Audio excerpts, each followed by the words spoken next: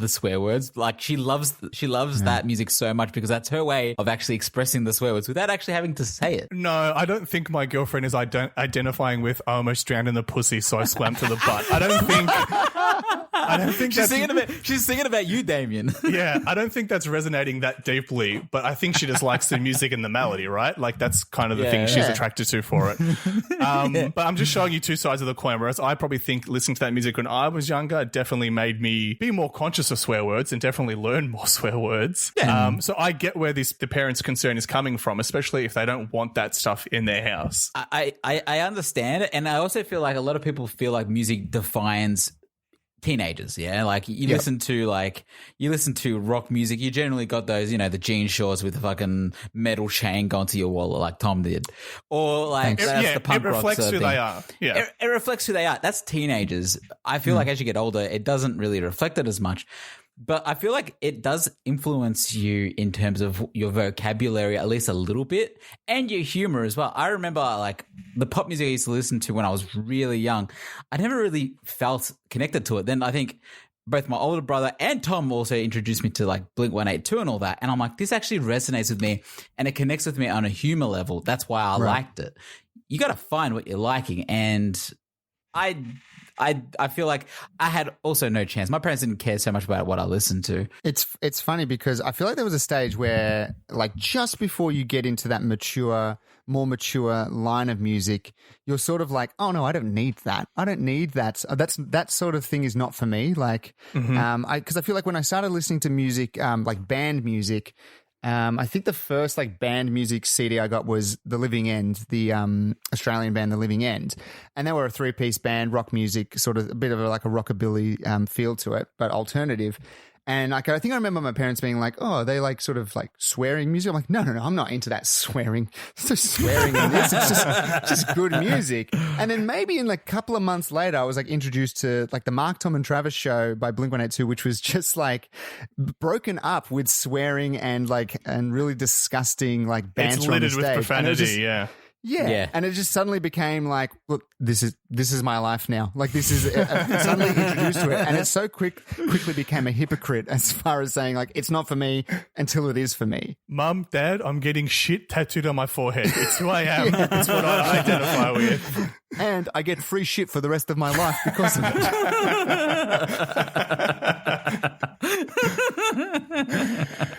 it. Here's my question, Tom. Now that your kid's getting a bit older and, they're obviously their brain is a sponge. If music or a television show is on and she's in the proximity and you hear swearing, are you like diving for the mute button? Are you turning it down or you're not really thinking about it? Not quite yet, but I feel like that's something that will be happening soon. I feel like that's going to be a thing soon where you just can't sort of put on a movie and just be like, oh, no, we'll just watch whatever we're going to watch and not really worry too much about it. Because, children are very captivated by like screens in general, and it's not because they're like screens are like rotting their brains, because it's moving colors and pictures and it's changing, so they're going to be looking at it, and everyone has that argument to be like, oh look, they know how to use an iPad, they're so smart. It's like, well, no, because they see it change and they know they touch stuff, and when it changes they're going to keep doing that to see things change. Right. So it's probably going to be one of those things that we'll start to consider, and maybe it's just a matter of like transitioning. Could be like watching it with subtitles instead, because it's like she'll learn to talk before she can learn to read. So we can just watch the Lil Wayne video clips with the closed captions on instead.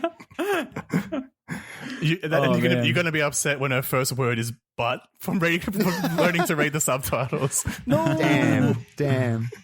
But look, they are sponges. Yeah, in this person's situation, I think it's completely fine to be like, even with my older brother's influence, my parents were still kind of policing me to make sure I wasn't just, ingesting the worst of TV and cinema and stuff. Not that there's anything wrong with swearing, but, you're still young and you don't want to be completely influenced by mature content. I think you also need to grow up with content that's tailored to your age. You can't just go from, 10-year-old content to 21-year-old content straight away.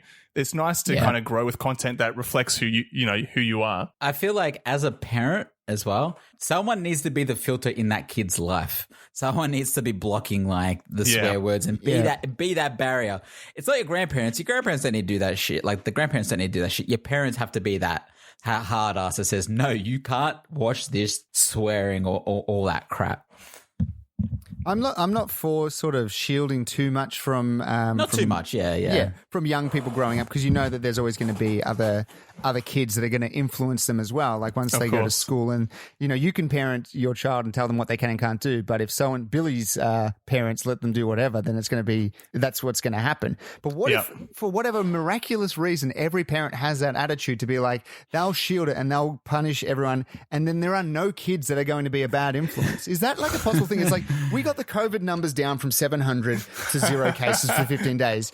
Can we get the bad influence of like the O'Doyle kids that are always going to be influencing badly? Is there a possibility that we could like eliminate bad influence? It sounds like Tom is talking about the eradication of cool kids. He just wants to get rid of all of them. Banish the cool kids.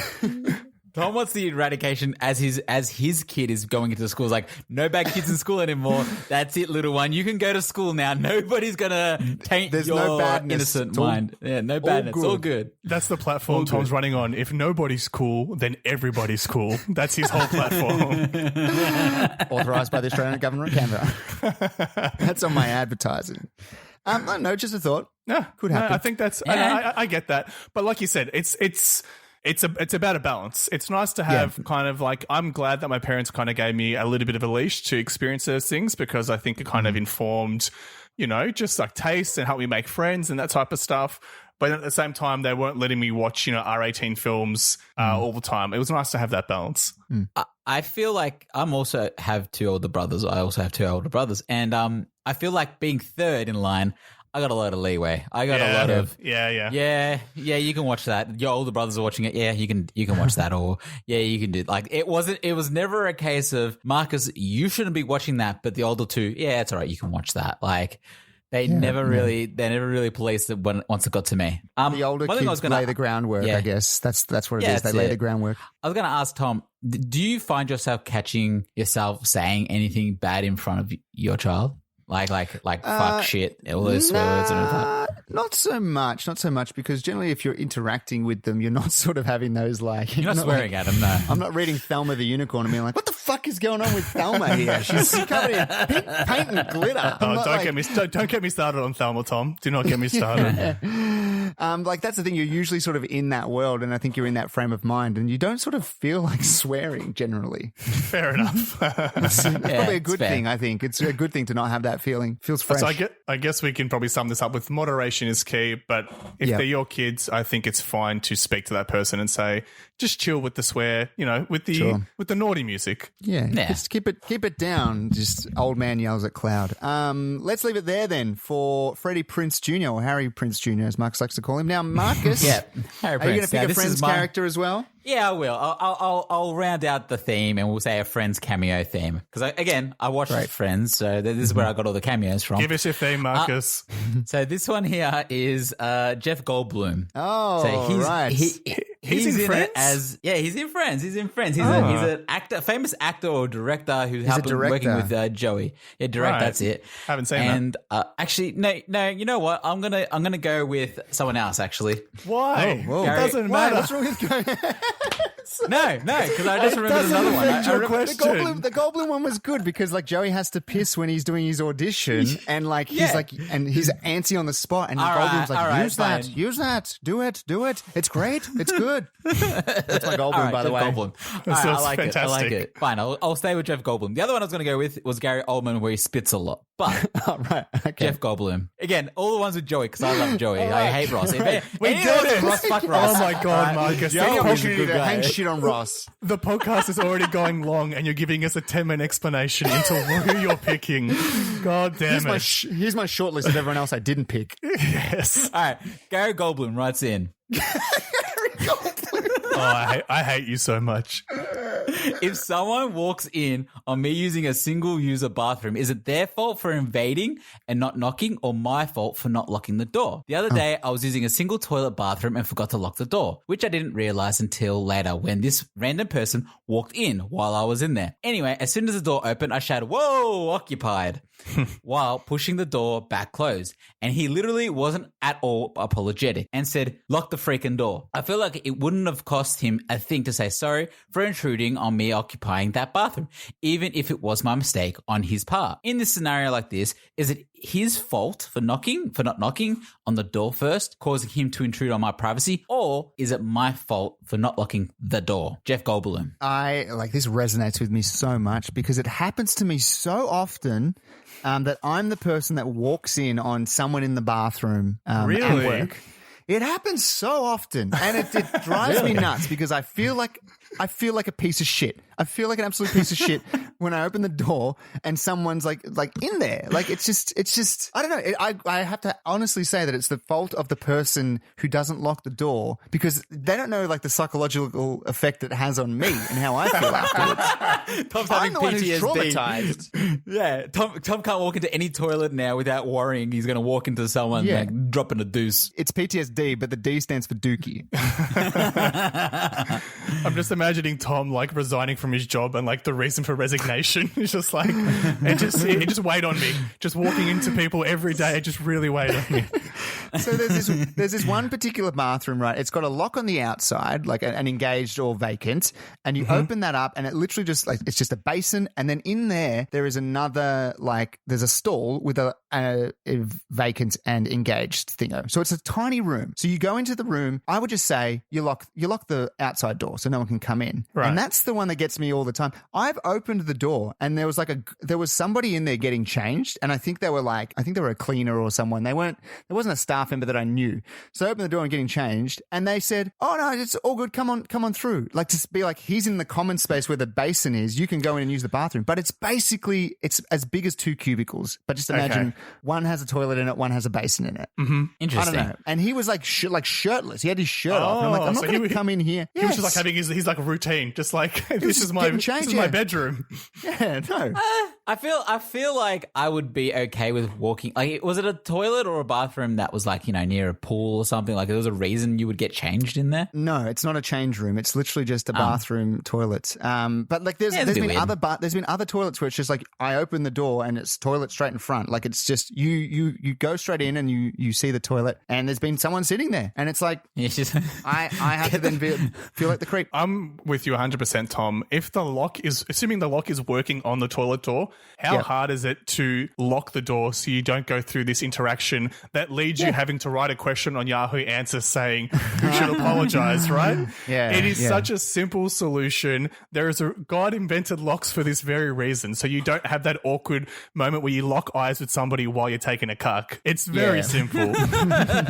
No one wants to see like that. But I feel like this toilet is like the particular bathroom is a problem because like I went to this bathroom the other day and I locked the outside door as you do. And as I'm at the bathroom, someone like tries to open the outside door. You hear the door sort of go click, click, click, click, like they're trying to open it. And then they start knocking and then they start saying, "Is anyone in there? Is anyone in there?" And it's like, look, it says it's engaged. It says that someone's in there. Like, and the toilet doors have been like this as long as I can remember. I'm pretty sure they outdate me. The engaged and vacant sign outdates me. But some people don't understand. Well, that's the thing. That's a good point. There are sometimes the people on the outside of the cubicle are the problem.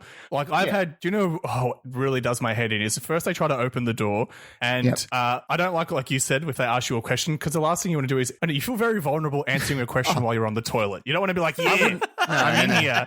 I'm not responding. I'm just like, I'll be quiet. Like I'm in here. I'm gonna come out and then deal with it when I come out. Do you know what I do, Tom? It's so weird. I put a voice on. If somebody knocks on the door and asks me a question, it's like I don't want them to know it's me, so I'm just like, I'm in here. Like I put on a really deep voice or something. I always yell. I don't know why I always yell this. I always yell occupado. Right. Not occupied, not someone's in here, just Señor, occupado. Yeah. I don't know why I become like Spanish. Do you know what's always a step too far for me? To go back to what I was going to say is, do you know how there's always a crack between the door and the hinge?